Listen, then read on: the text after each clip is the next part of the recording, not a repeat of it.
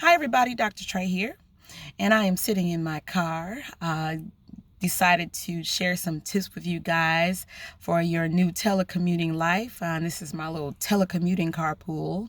Hopefully we can get some discussion going around how to best manage your new work from home life. And I'm speaking from some experience. I have been working remotely as a fully online faculty member for the past few years at Ohio State University. And I have learned quite a bit. It was a huge adjustment, especially when I no longer lived in Ohio and I live in Georgia and I work in Ohio now. That was when it really, I could not go to my office, right?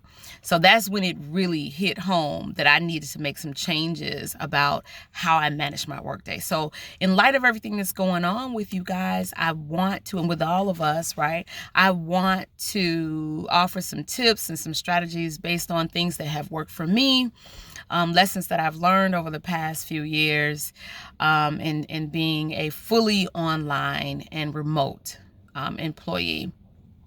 So just to get started, I like to talk about things that team members can do.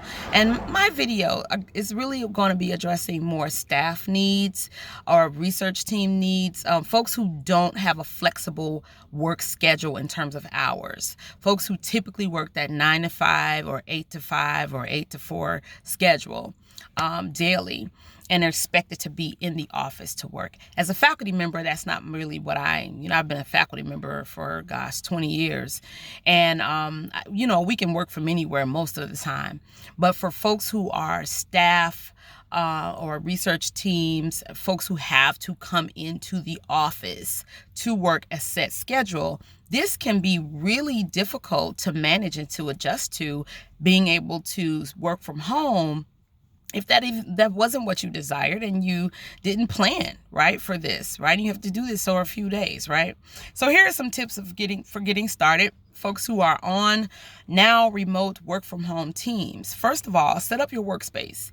It is best to have a designated workspace. That helped me so much to have a desk, even if it's just a desk in a room somewhere, in a corner in the dining room or a corner in my bedroom.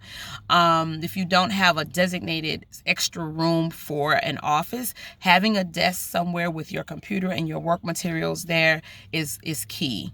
The other thing that goes along with that is setting up a schedule that you can follow, that will help you maintain the same kind of hourly routine that you're used to having in the office. Along with that comes with setting boundaries. A lot of you guys, if you have family members at home now, you're going to be at home with them, kids at home. It's very important to have some pointed discussions, to set up some boundaries with them about helping you to manage your distractions. A lot of times our family members don't realize that working from home doesn't mean that we're off. It means we're still working. We're just working here at home. So we need that downtime, that non-distraction time. So having pointed, very direct discussions about what your needs are, coming up with some ideas. Like, for example, one idea is to hang a sign on your door, or even you can even hang one on your back that says, do not disturb. Or for little kids, having a stuffed animal or certain, item of clothing that you wear to signal to your family that you're working and you shouldn't be disturbed. This is one way you can kind of manage it. And you can work that out with your family members too. It's nice to involve them in that process of figuring out a way to establish that boundary. Another thing that is good that really helped me is planning for self-care. I'm very active, I like to get up and walk around and be moving all the time. Well, what happened when I started working remotely, especially when I moved to Georgia, is I started to sit all day. I didn't have a chance to walk around a lot. So what ends up happening is you start getting, sluggish, it doesn't work, right?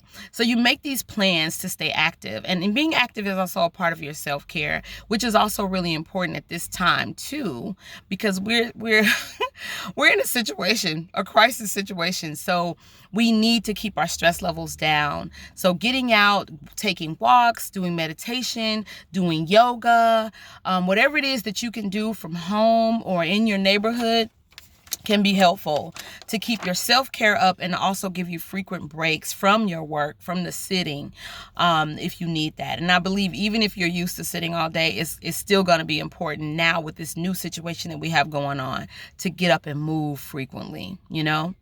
The other thing I wanted to kind of speak on was about managing your tasks. Now, if you have a set work day of like 9 to 5 or 8 to 4, you probably already have a method to manage your task and manage your output, your productivity. If you are now distracted by family at home or kids at home and you can't work that schedule like you were supposed to or like you used to, then you may need some ways to keep on top of your task.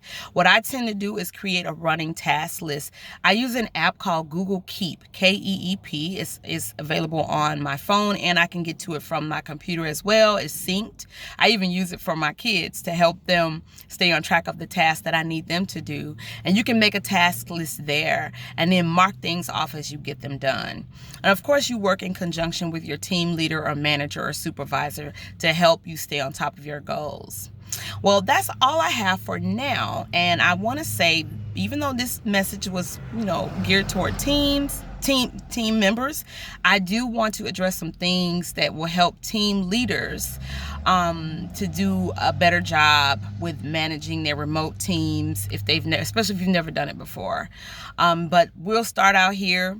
We want to make sure that our team members have the things they need and that they're doing what they need at home to make sure that they can manage their work and manage themselves and lower the stress just a little bit, hopefully. Well, thank you so much for watching my little video about staying focused and getting prepared for your work from home life. And I wish you all the best of luck. Stay healthy and stay safe. And I'll be posting another video soon. Thanks for watching.